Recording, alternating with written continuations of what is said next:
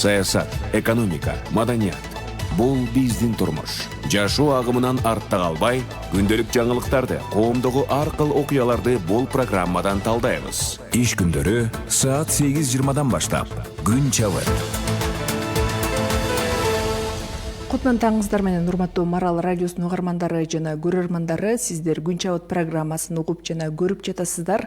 Баарыбызга белгилүү болгондой, министрлер кабинетинин төрагасы Акылбек Жапаровдун Сочиге болгон сапарында Кыргызстанда Чакан атомдук станцияны куруу боюнча долбоорду Росатом ишканасы даярдап жатканы белгилүү болду. Буга чейин дагы өткөн жылы Кыргызстандын энергетика министрлиги Росатом менен аталган Чакан атомдук станцияны куруу боюнча макулдашууга кол койгон болчу. Аталган атомдук станцияны куруу маселеси акыркы жылдары ошол мезгил менен маал менен көтөрүлүп баштады. Буга чейин дагы ошол коомчулукта атомдук станция курууга каршы ар кандай пикирлер айтылган. Бүгүнкү берүүбүздө мына ошол атомдук станцияларды куруу Кыргызстанга керекпи? Энергетиканы башка кайсы тармактардан алсак болот жана атомдук станциялардын кандай оң жана терс жактары бар? Мына ушул суроолордун айланасына кеп калабыз. Конокто Тоо кенчилер жана геологдор ассоциациясынын төрагасы Дүйшөнбек Камчыбеков жана Орто Азия боюнча гидроэнергетика эксперти Эрнест Карыбековдор. Саламатсыздарбы? Эфирибизге куш келипсиздер. Баарыбызга эле ушул жогоруда белгилегендей 2-3 күндөн бери ушул атомдук станцияны куруу боюнча маселе кайрадан көтөрүлүп, коомдо талкууланып баштады. Негизи эле бул маселе көпчүлүккө ошол буга чейинки жана Япониядагы жана Чернобыль окуясынан кийин бул атомдук станциялар боюнча элдин көз карашы терс калыптанып калган. Анан бүгүнкү күндө Кыргызстанда ошол атомдук станция куруу дегенде эле кайсы аймакка курулат экен, аны курууда эмнелер колдонулат, кандай тоген колдонулат деген суроолор бар. Алгач эле Дүйшөнбек агай, сизден баштасак, бул атомдук станция деген эмне, анан аны иштетүүдө кандай элементтер колдонулат, анан өлкөнүн кайсы аймактарында буну курууга болот? Эми бул маселеге энергетикалык көрсөткүчтөр боюнча Эрнест мырза сөз кылып кетсе өзүндө. Мен болсо бүгүнкү күндө эмне себептен ушул суроо жаралып атат? Анан бул маселени чечкенде бул маселе чечилип кетеби? Кандай көйгөйлүү нерселерибиз бар? Ошолор жөнүндө токтолуп кетсем да. Мен деле мындай түшүнүп атам, бүгүнкү күндө ошо Кыргызстандын жараны катарында бизде ошол жалпы эле энергетика тармагында бул элди ошол эле өнөр жайды, айыл чарбасын электр энергия менен камсыз кылууда чоң тиги муктаждыктар пайда болуп атпайбы? Мына быйыл деле айтты, ошол өзүңүз айтып аткандай Акылбек Сөнбөгүч бизге бир 3 миллиарддын тегерегинде киловатт электр энергия керек болот экен да, кошумча биз сырттан табышыбыз керек же импорт алып келишибиз керек. Ошого байланыштуу мен ойлойм, бүгүнкү күндө ошол бийлик тарабынан биз ошол энергетика жагынан муктаждыкты кантип жапсак болот. Мүмкүн ошонун бир булагы катарында бул жана Чакан атомдук электростанция курсак, ошону менен мүмкүн биз дагы бир бөлүгүн жабабыз деген ой максат менен сүйлөшүүлөр жүргүзүлүп жатат го деп ойлоп атам да. Мүмкүн бул биринчи жагынан муктаждыкты жабуу боюнча туура деп айтсак болот. Ал эми экинчи көйгөй жагы өзүңүз айтып кетпедиңизби?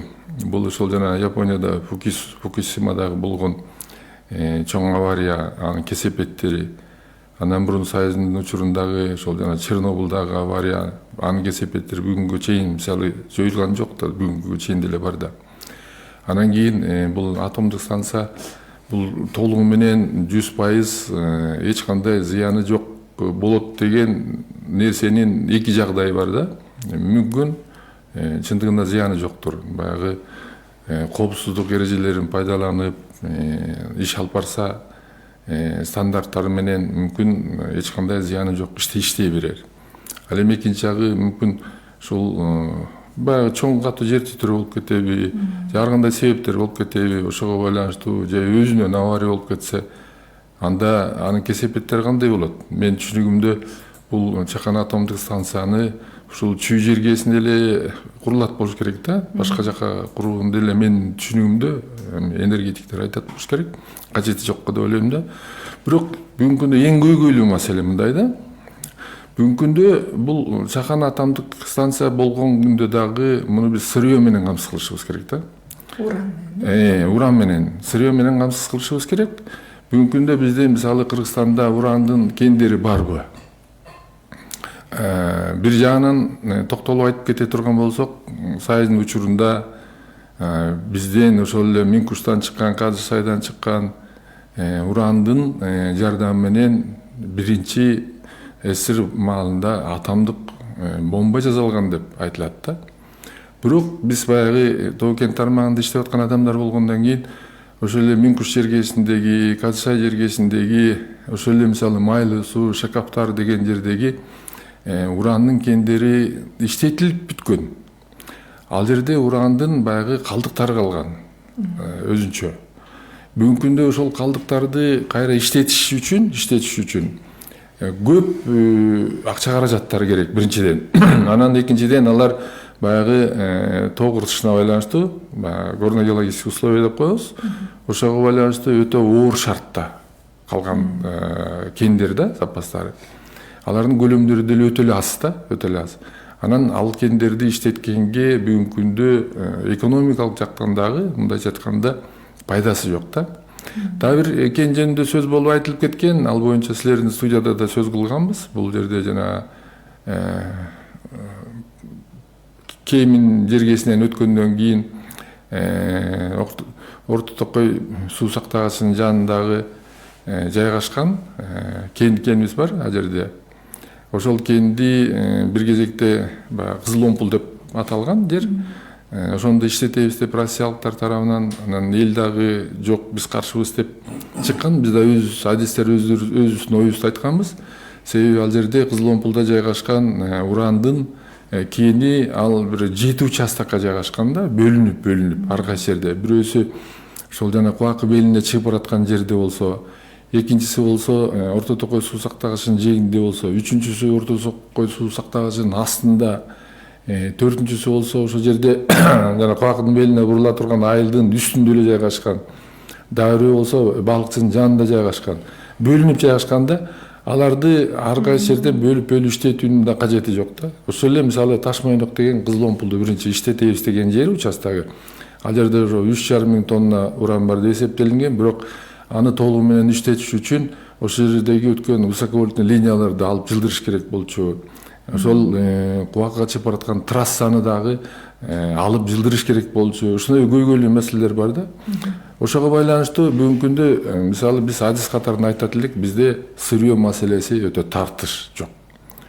Чакан КЭС курулганда дагы, мисалы атомдук Чакан КЭС курулганда дагы, станция курулганда, КЭС эмес, станция курулса дагы биз аны сырье менен камсыз кылышыбыз керек. Ал сырьену биз мисалы кайдан алабыз? Же Казакстандан алабызбы, же Россиядан алабызбы? Бул да маселе мисалы келечекте мындай көз карандысыкка алып келе турган маселе болуп калат да. Станциябыз турса дагы уран менен сырьену камсыз кылыш үчүн дагы биз мындайча айтканда суранып, бүгүнкү күндө ошол Бишкек ТЭЦине Карагандадан көмүр алып аткан сыяктуу алардын койгон баасын айласынан макул болуп алып келип атпайбызбы? Ошондой маселе көйгөйлүү да жаралып калышы мүмкүн да. Андан кийинки маселеси биз иштетилген уранды бир жерге жайгаштырышыбыз керек да. Мына бүгүнкү күндө биз Кыргызстандын көп жерлеринде урандын калдыктары жайгашкан. Ошол эле Минкушта, ошол эле мисалы Казы Сайда, Майлы сууда мына бүгүнкү чейин биз дүйнөлүк коомдорго кайрылып, акча сурап, ошол урандын калдыктары жайгашкан жерлерди, хвостохранилищаларды, атпалдарды биз рекультивация кылалы деп миллиондогон долларларды суранып, ошол иштерди мына бүгүнкү чейин бүтүрө албай атабыз. Эгер бул Чакан болсо дагы атомдук станция иштеп калса, андан чыккан калдыктарды биз бир жерге жайгаштырышыбыз керек. Аны мисалы биз Казакстандан алсак сырьену кайра өзүңөр алгыла деп саяка бере албайбыз. Россиядан алсак кайка бере албайбыз. Аны да жайгаштыруу маселеси бар. Мына бүгүнкү күндө ошол эле мисалы Кара Балтанын жанында жайгашкандагы тиги хвостохранилище бар, комбинаттан калганчы. Ал маселени дагы мисалы келечекте биз рекультивация кылышыбыз керек. Анын территориясы да чоң. Мисалы үчүнчү бүгүнкү күнгө чейин көйгөй жарата элек, бирок ал маселе да эртеңки күндө пайда болуп калышы мүмкүн. Анан ушундай жактарын алганда биз ойлойбуз ошол атомдук станциянын кереги жок го деп. Анан эми Эрнис мырза бул энергетика тармагын жакшы билет, өзү айтып кетер. Биз билген маалымат боюнча бизде гидроэнергетический потенциалыбыздын бүгүнкү күндө 10% араң дегенде неме кылып турбуз. Мындай пайдаланып атырбыз да. Калган мүмкүнчүлүктөрүбүз турса, таза суубуз турса, эмне үчүн аны курбайбыз? Же болбосо мисалы күн же шамал дегендей ошонун энергияларын эмне үчүн пайдаланбайбыз? Биз экинчи жагынан айтып атпайбызбы, мисалы биз жашыл экономикага өтөлү деп. Жашыл экономика деген ушул да, суу энергетикасы, күндүн энергетикасы ушуларды пайдаланалы да. Түшүнүктүү. Эрнис мырза жогоруда белгилеп кетти, ошол Кыргызстан өзү азыр бүгүнкү күндө энергиянын кайсы булагын ала алат? Ошол сөзсүз түрдө атомдук станция куруп, андан энергия алыш керекпи? Же анда жогоруда белгиленгендей күндөн, шамалдан энергия алуу бүгүнкү күндө канчалык мүмкүн? Ошондой эле каражат жагынан кайсысы бизге ыңгайлуу болот? Эми бу жерде мындай жалпак тил менен түшүндүрүп кеткенге аракет кылайын.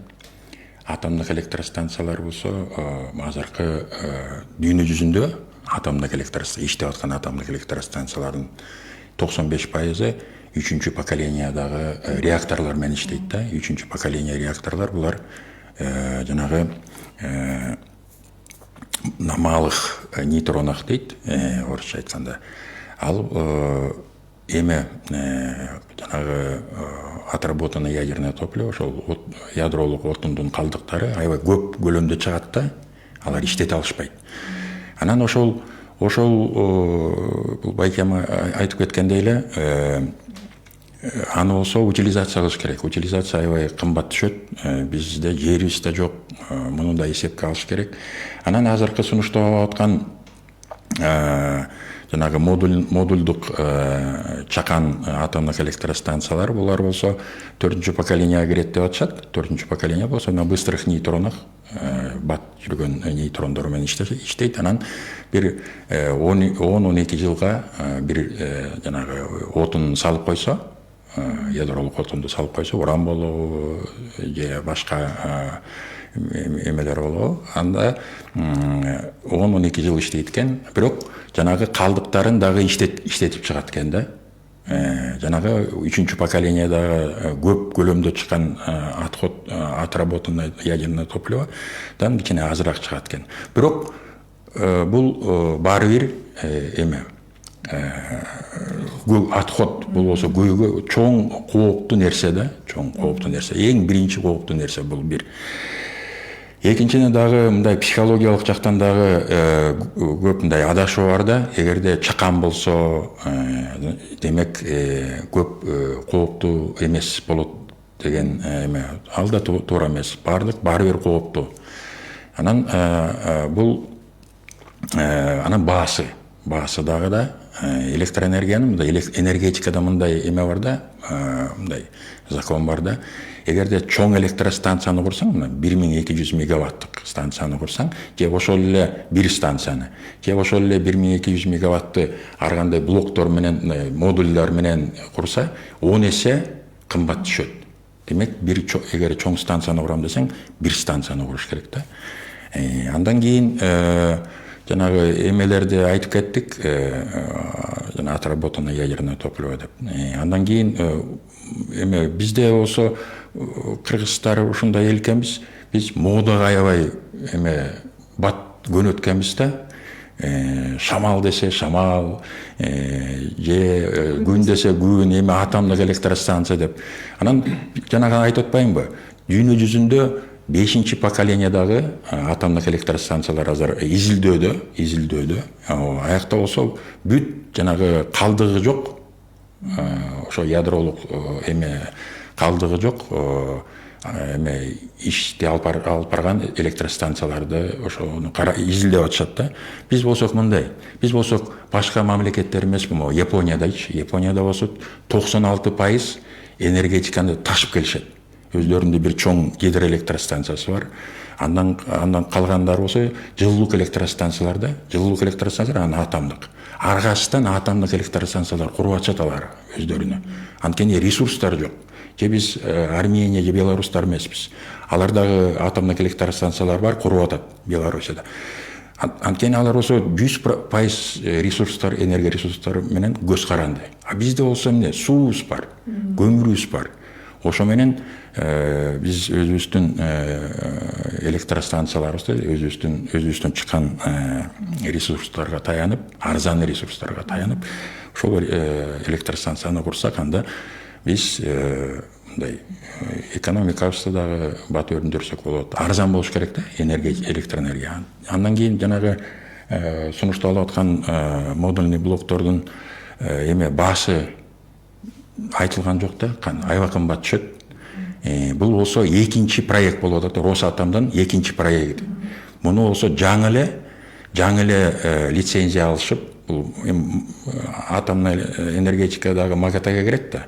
Жаңы эле сертификациядан өтүп, анткени жанагындай адашуу жолу менен булар жана кооптуу эмес деген модульный эмелер суудан алып чыгып, жана атомный ледоколдордон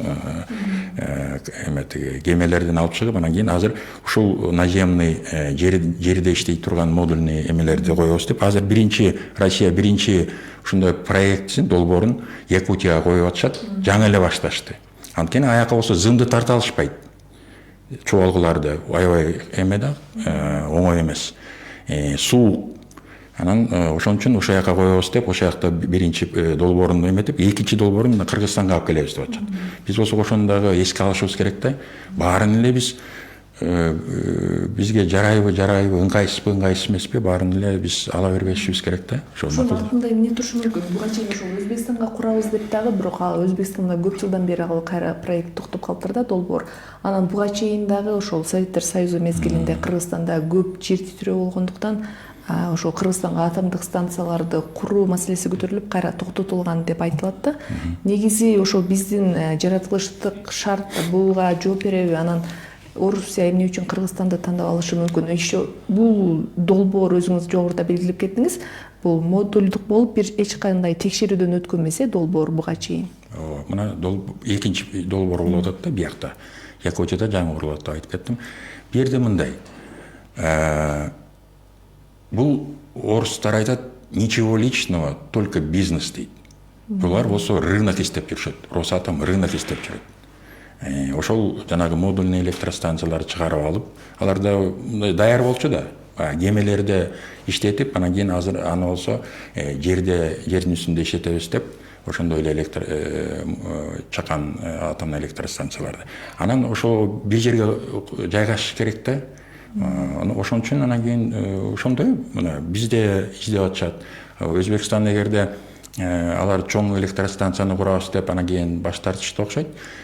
Мындайда мына экология жагында карасак, мына көмүр электростанция, мында салыштырып көрсөк, атомный электростанцияга караганда, жана отработанное ядерное топливону эсепке алганда, бул жашылыраак да, жашыл энергетика деп атпайсызбы, бул жашылыраак болот. Анан жөнөкөй, түшүнүктүү мындай энергетика. Коркунучу азыраак. Коркунучу аз.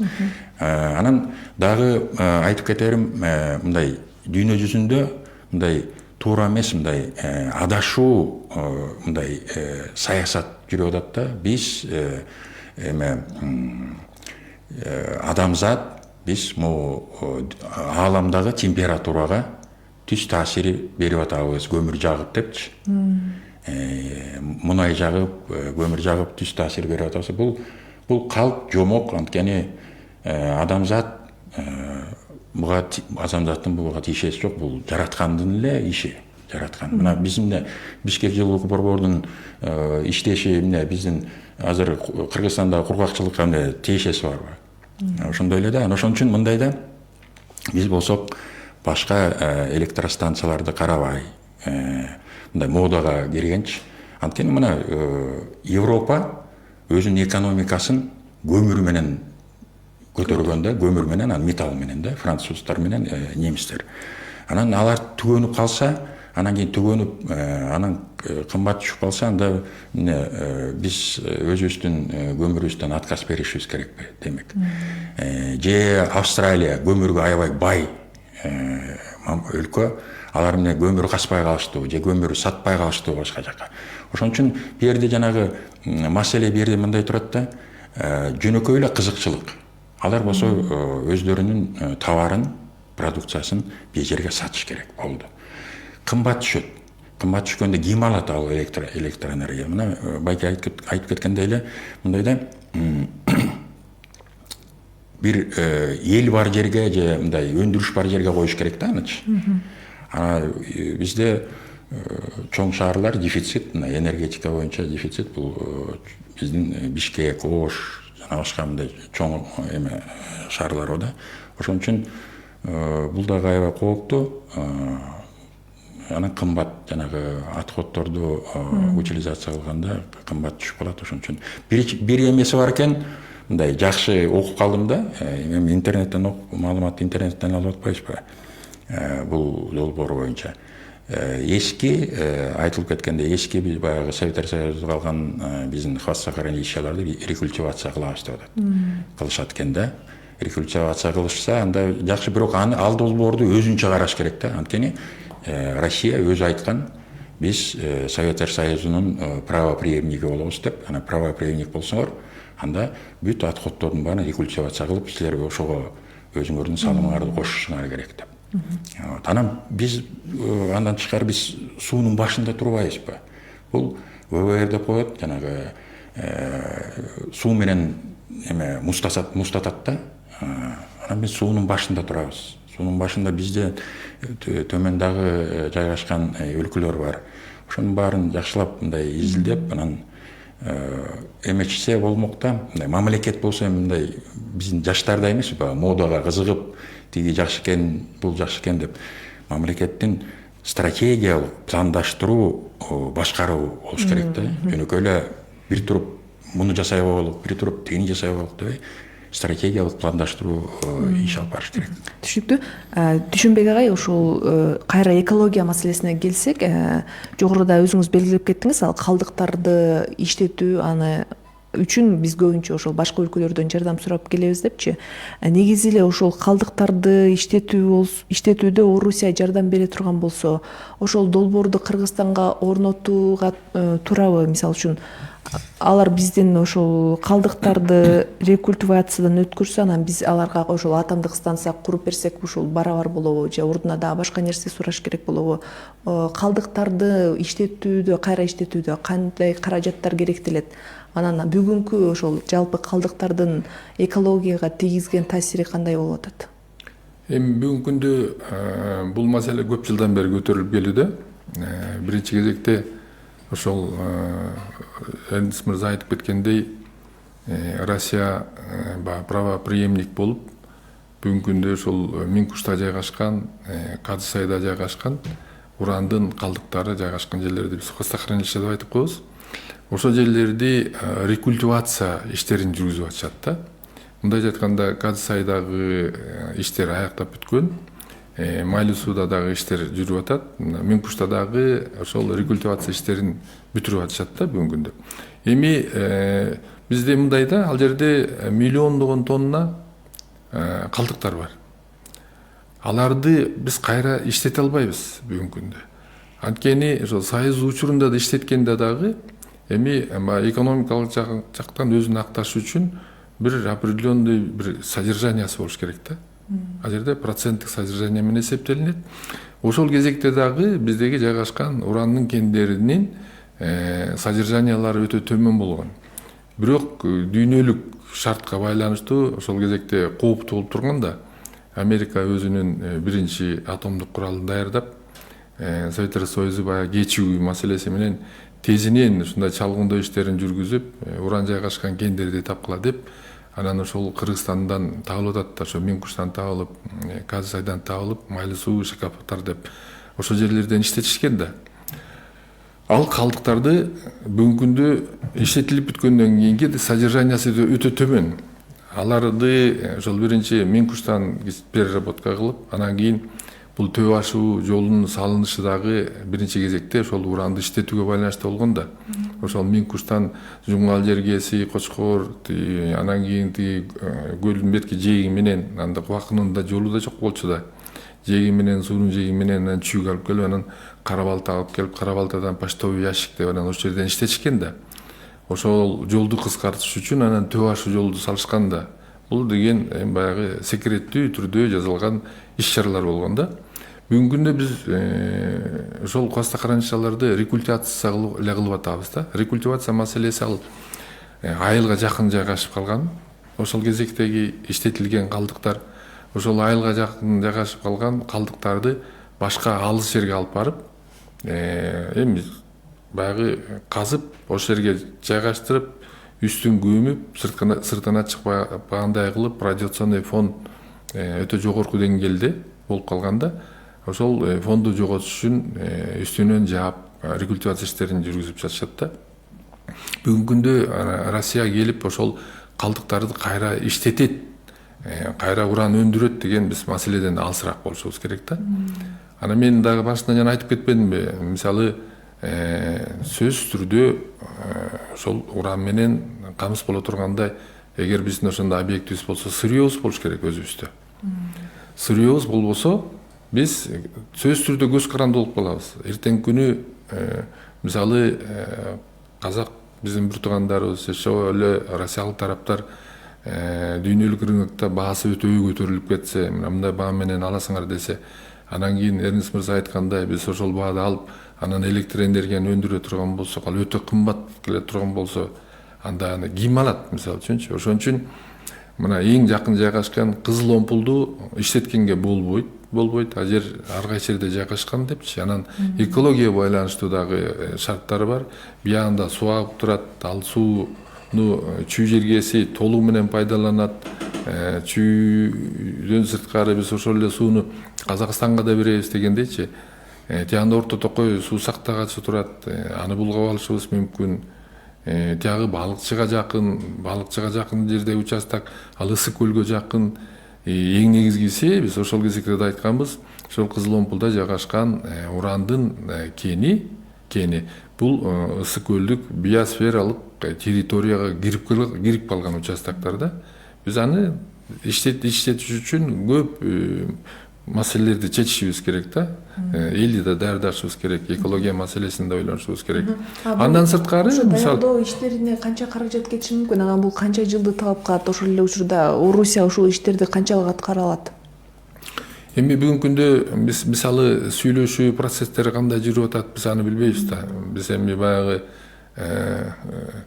телевидение аркылуу көрүп таанышып атабыз. Ошол Акылбек Сөнбекович жанагы Сочиге барганда ошол жерде сүйлөшүүлөр болуптур, куруу маселеси жөнүндө сөз болду деп. Алар ошол өздөрүнүн проектисин биз да ошол телевидениеден көрүп калдык. Теги Армениянын премьер-министри Пашинянга да көрсөтүштү, презентация да кылышты, мына курсаңар болот депчи. Анан бүгүнкү күндө мен деле ойлойм, мисалы Эрнест мырза айткандай, бизде башка мүмкүнчүлүктөр, таза энергияны өндүрө турган мүмкүнчүлүктөрүбүз болуп турса, биз ошол мүмкүнчүлүктөрдү биринчи кезекте эмне үчүн пайдалана албайбыз? Эгер пайдалана албай калсак, айла жок болуп калса, биз ошондой шартка барышыбыз керек. Мисалы, согуш жылдарында үй-арыга толугу менен эмбарго кылып ташлаганда, эч жактан тиги баягы энергетический сырьёлор берилбей калганда, алар өздөрү көмүрдөн көп продукцияны ала тургандай иш-чарага өтүшкөн да. Көмүрдөн биринчи кезекте ошол тиги бензин дейби, керосин, солярка, башка химиялык заттарды алган. Ал экономика жагынан алганда да аларга баягы кымбат түшсө дагы, бирок алар өздөрүн камсыз кылууга аракет кылышкан да. Анткени сырттан эмбарго болуп келбей калган эч кандай продукция. Бирок бүгүнкү күндө деле ошол комбинат иштеп атат, мисалы ЮАРдачы өндүрүп атат. Алар башка химиялык жана фенол деген сыяктуу заттарды чыгаруу менен өздөрүнүн баягы камсыздыгын экономикалык жактан жаап атышат да, мындай айтканда. Биз эми бүгүнкү күндө биз мисалы малый гидроэнергетика деп атабыз. Канча деген тиги мисалы малый ГЭСтерди курсак болот экен. Бүгүнкү күндө шарттарын түзүп берип атат. Ошол аламидинби же тиги куланакпы дегендейчи. Андан сырткары мисалы Кытай өлкөсү менен сүйлөшүп, Сары Жазга көп тиги ГЭСтерди курабыз деп атабыз. Мисалы үчүнчү. Ошол эле тиги Көкөмөрөндүн ичине эле тиги Нарын дарыясын айтпай эле коелу. Көкөмөрөнүн ичине эле деги бир топ ГЭСтерди курса болот экен, мисалы үчүн Союз учурунда эсептелип жасалган. Ошол потенциалдарды биз бүгүнкү күндө ушул жагынан өтүшүбүз керек, пайдаланышыбыз керек да. Анан бүгүнкү күндө ошо Эрдин мырза айтып кеткендей ошол кара кечени дагы биз жакшы пайдаланып иштешибиз керек. Дүйнөлүк коом былтыркы баягы кыйналыштан кышкы шарттанган деп чыгабыз деп ошол эле Кытай өлкөсү, мисалы коңшу Өзбекстан өлкөсү кандай шартка тиги туш болуп калышты. Алар көмүрдү пайдаланууга өтөбүз деп атат да. Бизге биринчи кезекте өзүбүздүн элибизди жылуулук менен, жылуу суу менен ысык суу менен камсыз кылышыбыз керек экен деген максатта. Мына алар дагы биздин бийлик менен сүйлөшүүлөр жүргүзүп, ошол эле Кыргыз көмүр мекемеси менен сүйлөшүүлөр жүргүзүп, түштүктөн көмүр кендерин алып, көмүр кендерин иштетебиз деп атат. Мүмкүн ошол жака ТЭЦ курсак деген да ойлор бар. Мисалы үчүнчү 3 миллион тоннага чейин көмүр алабыз деп атат. Биз эле ошол кара кечедеги жайгашкан көмүрдү мен мисалы баягы энергетик болбосом дагы бул маселеде учурунда аралашып көрүп калгам. Энергетиктер айтат экен, Кыргызстандын кара кеченин көмүрүнүн жанагы теплотворная способности өтө төмөн. Ошого байланыштуу биз аны пайдалана албайбыз. Ал эми Карагандадан алып келген ошол эле Шабыркүл болобу, анын көмүрү, Каражыра болобу көмүрү, анын баягы теплотворная способности жогору, биз ошону пайдаланабыз деп. Бирок мен айтат элем, биздеги жайгашкан көмүрлөрдө зольность менен сера төмөн. Ошол Карагандадагы жайгашкан көмүрлөргө караганда. Аларда зольность болсо 50%ке чейин чыгат. Демек, зольность аз болгон көмүрдү күйгүсөк экология бузулабы, же зольность көп болгон көмүрдү күйгүсөк экология бузулабы? Ана мен дагы эгер жаңылышпасам, Карагандадан алып келген көмүрлөргө алар күйгүзүш үчүн тиги мазутту кошуп, анан кийин тиги немени газды кошуп, подсветка деп күйгүзүшчү. Мисалы салыштырып көрсө эле Караганданын көмүрүн жагып туруп, анан кара кеченин көмүрүн алып туруп салыштырып көрүшсүнчү. Түтүнү кайсы көмүрдөн көбүрөөк чыгат экен экология. Ана бирок ошого байланыштуу дагы жакшы иш-чаралар жүргүзүлүп атат. Ошол жака тиги бир обогатительный фабрика куралы деп бүгүн ошол Кытай өлкөсү менен сүйлөшүп, бир компания менен сүйлөшүп, бир обогатительный фабрика курсак, жайгаштырсак деп. Ал да бир жакшы маселе. Биз өзүбүздөгү биринчи кезекте көмүр өнөр жайын өндүрүп, андан таза продукцияны алып дегендей экология зыяны төмөн болгон. Ошону менен электр энергиябызды өндүрсөк, ошол эле казак бизнесмендерине 30 миллиондон 50 миллион долларга чейин акча төлөйт экенбиз ошо көмүрүн сатып алыш үчүн. Андан көрө бир 10 миллионун кыргыз көмүргө берип, ошо кара кече окшогон кендерди, башка кендерди иштетип, обогатительный фабрикаларды куруп, таза көмүрү менен брикет жасайбызбы, өзүбүздүн энергетикабызды колдосок жакшы болот эле да. Түшүнүктүү. Бизге бөлүнгөн убакыт дагы сонун чыгып баратат. Эрнест мырза, сизге акыркы суроом болсун. Негизи эле ушул атомдук электростанцияны жана Чакан атомдук электростанцияны курсак, бизге канча энергия өндүрүп алууга болот? Анан ал жалпы Кыргызстанды канча бөлүгүн камсыз кылат? Ошол эле учурда аны сатуу дагы пландалып жатабы? Мына биринчиден мына 55 мегаваттык модулдар келет экен. Биздики Кыргызстан тарап 300 мегаватт деп сурап атыптыр. Ал аз, бизге 300 мегаваттык деп. Анан бул мына бизде 3800 мегаватт кубаттуулугубуз бар. Бул болсо 300 эле мегаватт. Ошол мындай алып көргөндө мындай натыйжасы деле төмөн болот, кымбат да түшөт. Мындайда жана стратегиялык пландаштыруу иш алып барыш деген мындайда мамлекет 10, 20, 50, 100 жылга мындайда биринчи биз саясат мындай болуш керек. Арзан тариф калкка, аны экономикабызга арзан тарифти беришибиз керек. Мамлекеттин бул эмеси жоопкерчилиги да. Ошондо биз өнүгөбүз, экономикабызды тартып кетебиз. Өзүбүз бу жерде продукция чыгарып, сыртка ташып эметебиз. Атомдук электростанциялар булар болсо баягы кооптуу жагынан булар болсо жана Чернобыль эмелерден кийин булар болсо баягы корпустарын эле бекемдешкен. Ана башка станцияларга караганда булар болсо бекем да. Гидро, жылуулук электростанцияга караганда булар аябай бекем жасалат да. Бирок жанагындай терс эмелери бар. Кымбат. Демек биз жанагы өзүбүздүн ресурстарыбызга өтсөк, мына суудан альтернативдүү деп атпайбыз, мына көмүр электростанцияны курсак, мына ушул 20 жылдан ашып кетти, кара кечеге жылуулук электростанцияны курсак, эме баасы 1 эле сом болот. Нарк баасы. нарық баасы 1 сом болса 4 есе биздин ТЭЦтен чыккан электр энергиядан 4 есе арзан болот. Эгерде ошону куруп алсак, биз болсок калкты арзан токтогул менен чогуу иштетип параллелдүү арзан электр энергияны бере алабыз да 1 сом. Тегерете эмеси жок, ограниченияси жок. Экономикага да, элге да. Эл арзан энергия ресурстары менен пайдаланса, анда көмүр жакпай калат. Экологияга да бул эметиги кошумча болот. Андан кийин суу топтолтура болуп турат. Токтогул дайыма топтолтура болуп турат. Андагы башка дагы эмеси бар. Мына мындай жана стратегиялык пландаштыруу деген мындай да, арзан электр энергия биз түзүп берсек, биякта резервтерибиз болсо, анда биз болсок жана водороддук электр энергетиканы чыгарсак болот. Ал аябай жашыл. Анын кубаттуулугу мына көмүрдүкү 4000 болсо, электр энергияныкы 1 киловатт 3,5 миң болсо килокалорий, газдыкы 8000 болсо, а тиги водороддуку 28 миң, 27-8 да, 28 миң килокалорий. Ошол жашыл болот. Биз болсок суубуз бар, аны электролизный жанагы комбинаттарды куруп, ошол электр энергия менен суу менен чогуу биз эме кылса, жана водородду чыгарсак болот. Водород келечектин эмеси да, бул энергетикасы. Пиролиз менен көмүрдөн да чыгарсак болот. Ал дагы экологиялык жактан таза. Биз мындай кичине башкаларды, алар болсо мына азыр мындай да, жалпы эме мындай батыш деп коебузбу, глобалдык батыштын идеологиясы да, же башка чоң державалардын идеологиясына кирбей, биз өзүбүздүн алар эметиги жолубузду тандашыбыз керек. Жолубуз бар. Экономикада, энергетиканын дагы, экономиканын дагы мындай өзүбүздүн шартыбызга жараша мындай арзан, мындай надежный кылып түзүп берсек, мындай бүт шарттарыбыз бар. Анткени алар болсо өздөрүнүкү мындай жанагы ушундай бир туура эмес модага алып келген жанагындай энергия ресурстарды бизге сунуштап, бирок өздөрү болсо баары бир водород менен иштеп атышат азыр. Кийин азыр анан өздөрү ошолорго кирип алып, анан бизге болсо сатабыз дейт. Силер чыгарбагыла эчтеке. Биз чыгарабыз, анан биздикин аласыңар дегендей да. Бул болсо көз карандылык да.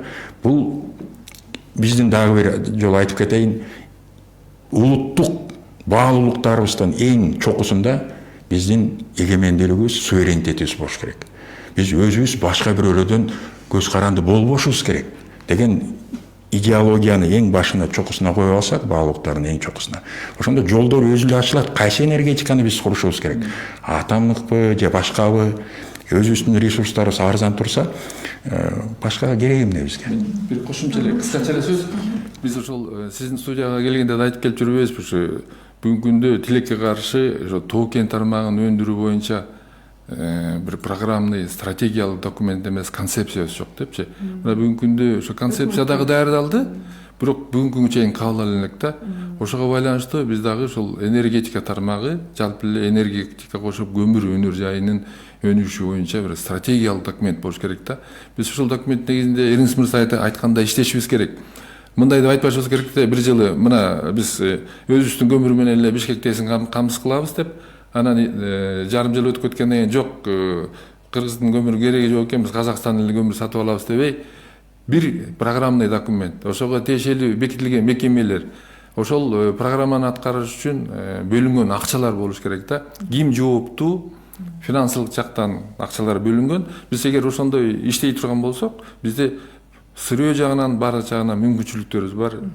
Жетишкендиктерге жетишип, Эриңиз мырза айткандай эгемендүүлүктү өзүбүзгө камсыз кылсак болот да. Ошол тоо кен боюнча сиз даярдаган концепция азыр кайсы баскычта турат, анан эмне үчүн кабыл алынбайт? Азыр тиги бизде жана жаратылыш ресурстар экология министрлиги бар эмеспи? Ошол жерде даярдалган. Биз да өзүбүздүн сунуштарыбызды бергенбиз, бирок бүгүнкү күндө тилекке каршы же өкмөт тарабынанбы, жогорку кеңеш тарабынанбы жөнөтүлүп кабыл алына элек да. Ал концепция 35-жылга чейинки өнүгүү концепциясы, анын ичинде 3 этапка бөлүнгөн. Биз айтып атабыз, ошо 3 этапта кандай программалар болуш керек, программаларга кандай, мындайча айтканда, стратегиялык мүнөздөгү чаралар камтылып киргизилиш керек, программаны кайсы мекемелер аткарыш керек, жооптуу болгон адамдар кимдер болуш керек, анан ошол программаны аткарыш үчүн кайсы жактан каражаттар, источниктер болуш керек, анын көлөмдөрү көрсөтүлүш керек да. Биз ошол эртерээк концепция кабыл алынса, программалардын үстүндө иштеп иш алып барышыбыз керек да. Түшүнүктүү. Урматтуу угармандар жана көрөрмандар, бизге бөлүнгөн убакыт соңуна чыкты. Бүгүн биз Кыргызстанда атомдук станциянын куруунун оң жана терс жактары, Кыргызстанга атомдук станциядан башка дагы кайсы тармактардан электр энергиясын алууга болот деген суроолордун айланасында кеп кылдык. Конокто Тоо кенчилер жана геологдор ассоциациясынын төрагасы Дүйшөнбек Камчыбеков жана Орто Азия боюнча гидроэнергетика эксперти Эрнест Карыбековдор болду. Сиздерге ыраазычылык билдиребиз. Биздин берүүнү кайталап Facebook жана YouTube каналдарыбыздан көрө аласыздар. Микрофондо мен Айпери Жумабай кызы болдум. Кийинки эфирден көрүшкөнчө саламатта туруңуздар.